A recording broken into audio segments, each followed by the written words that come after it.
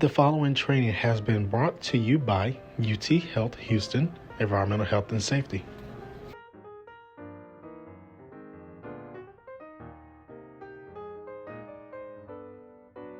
Welcome to X-ray and fluoroscopy awareness training. We want to go over some basic X-ray and fluoroscopy awareness training and how to minimize radiation exposure. Fluoroscopic and X-ray units are medical tools that may result in some occupational radiation exposure to X-ray operators and those observing in the room.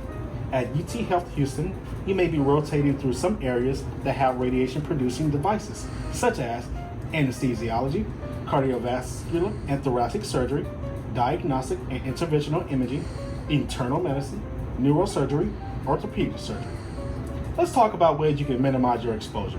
Alara, as low as a reasonably achievable, which consists of time, distance, and shielding techniques, including limiting our time around X-ray sources when energized, increasing our distance from the X-ray source, and standing behind shielding or wearing shielding. Examples, the lead apron. Let's go over how to properly use the lead apron. You can ask for a lead apron. If you are not given a lead apron, please ask for one. Stand behind someone who is wearing a lead apron if one is not available, or step outside the room during the exposure. Thyroid shield may be attached to the lead apron or have one separately. Some places will have it, some will not. While using the lead apron, if you do have a dosimetry badge, you want to place it outside of the lead apron. Do not place it inside. That is incorrect. You should store the lead apron by hanging it on the wall or laying it flat. Do not fold the lead apron. It can cause damage and break the lead barrier.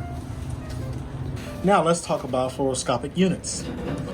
Fluoroscopy is a method providing real-time X-ray images, which is particularly useful for guiding various diagnostics and interventional procedures. Theoretically, X-rays carry a smaller risk of radiation-related risk than fluoroscopy.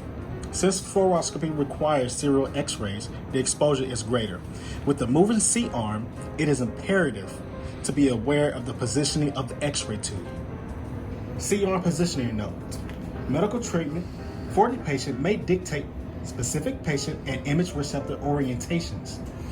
Observers should be cognizant of the positioning of the patient with respect of the image intensifier. Positioning impacts the exposure to the operator and those observing in the room. As you can see, the operator is stepping back using distance to minimize his exposure. The graph you are viewing are average annual employee exposures, along with showing the applied correction factor for the difference in wearing lead aprons. For this example, an interventional radiologist or cardiologist has a collar badge reading of 2,000 millirem.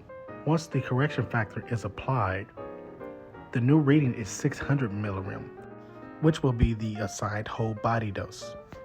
The assigned whole body dose is lower than the dose measured at the collar because a lead apron is worn during the procedures. If you have any questions or concerns, please contact UTHealth EHS at 713-500-8100.